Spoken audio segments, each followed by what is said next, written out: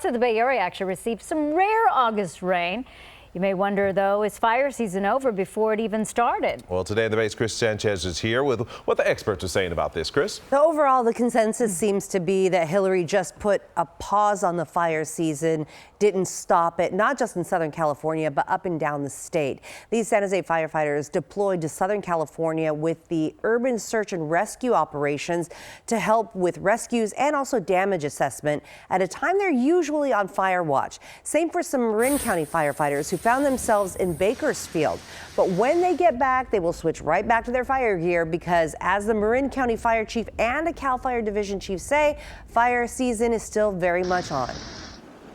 Southern California, as you know, is notorious for having Santa Ana winds late in the year. And those hot, dry winds can dry out fine dead fuels, even green vegetation rather quickly. I think the rain probably put a halftime on fire season down in Southern California, but really very little, if any, impact on the North Coast from about Monterey north.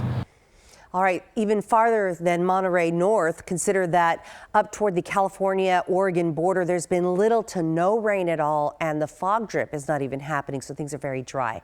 There have been 27 sparked fires and about 28,000 acres burned. Meteorologist Carrie Hall knows all too well that wet weather and fire weather can coexist. Yeah, because not everyone's getting the same amount of rainfall. And so lately we've seen parts of Northern California remaining very dry. And then when we compare how many acres have burned now compared to last year at this time, we're actually ahead of what we saw last year. Remember last year we were in a drought? We were talking about how dry things were. So we've had more acres burned this year after all of that rain than we did last year at this point. And the average, we are still below that. But of course, we know that really wildfire season doesn't get started until October. So here we are in August saying, okay, will things change? And we know that also we are no longer in a widespread drought across California. Things have improved significantly, but we've also had a lot of storms which spark some fires due to lightning. So that is also another concern and something that could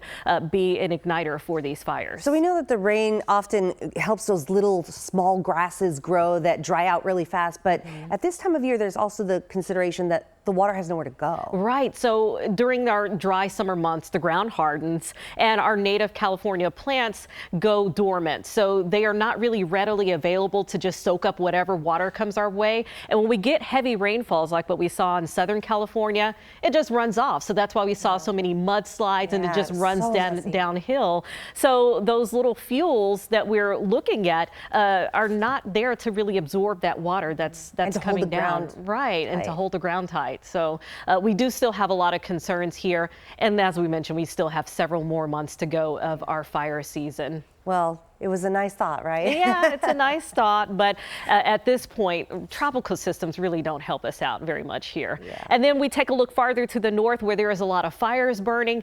It's affecting our air quality today. So let's get a look at our air quality map as we've seen the smoke drifting down from those Oregon fires. And there's also so many fires burning in Canada. Well, right now we do have a weather setup that is drawing that smoke directly into the Bay Area and giving us some smoke at the same time that we've had some rain moving through. And things will start to dry out over the next couple of days. We're going to see our temperatures warming up. Today we're headed for the upper 80s in the inland valleys, while our coastal areas will be in the upper 60s.